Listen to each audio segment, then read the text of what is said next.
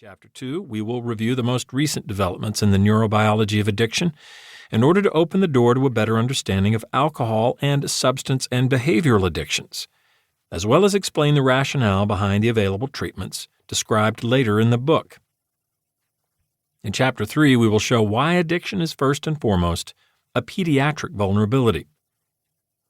In the following chapters, we will make the case that treating a complex chronic brain disorder like addiction requires the use of all possible tools at our disposal: pharmacological, psychological, social, peer supportive, and spiritual. Chapter 4 will cover psychopharmacology as a tool to escape addiction, and Chapter 5 will do the same for psychotherapies. These 5 chapters should be read first. The reader should thereafter be able to move freely through the following chapters in Part 2 of this book, depending on particular interest or needs. Chapters 6 through 12 are independent of one another. Each summarizes in simple, accessible terms what science can currently tell us about specific addictions to tobacco, alcohol, cannabis, opioids, and psychostimulants, as well as behavioral addictions, along with the recognized and validated treatments available today. Treatments that are being developed and likely available in the near future will also be discussed. As with other complex chronic brain disorders, addiction treatment requires the involvement of many different professionals. It is our hope that all of you out there in the trenches of the battle against addiction will gain from this book a greater understanding of addiction, added knowledge about the tools available to prevent and treat addiction, and the desire and motivation to help patients use them. Patrick Bordeaux, MD, and George F. Koob, Ph.D. Part 1. Understanding Addiction and Treatment Options. 1. The Roots of Addiction. Emotions and Habits.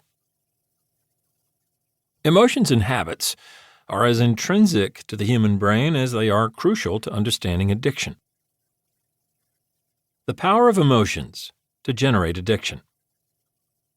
From the brief moments of satisfaction or annoyance, surprise or impatience, or the many other feelings that we experience throughout a normal day, to the more extreme joy and suffering that also mark important events in our lives, emotions are an integral part of our humanity. As it turns out, emotions also play a very strong role in the addiction process. Having the innate ability to create a strong emotional impact on an audience, be it through art, sport, music, or politics, is one key to fame and fortune. Triggering a strong emotional response is how one person becomes a rock star, or another becomes a successful politician. For better or worse, our behaviors are more often than not triggered by emotion rather than the result of rational thinking.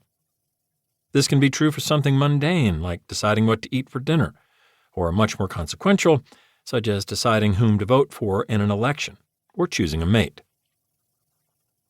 However, powerful emotions can have a dark side.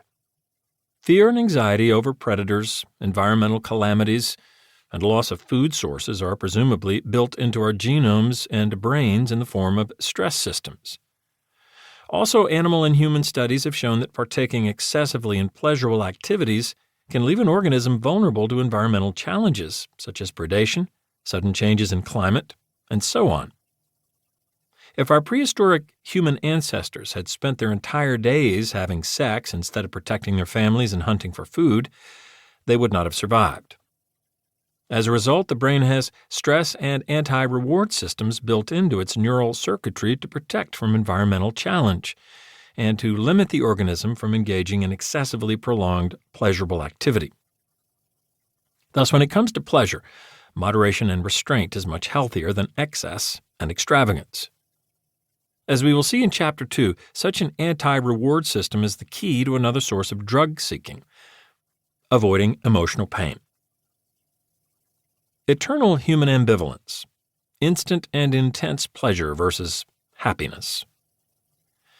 Humans instinctively seek the fulfillment inherent in positive emotional experiences and respond even more strongly to immediate and intense sensation. It is in part this innate desire for intense emotion that makes us vulnerable to addiction, the strong desire to feel good and to avoid feeling bad.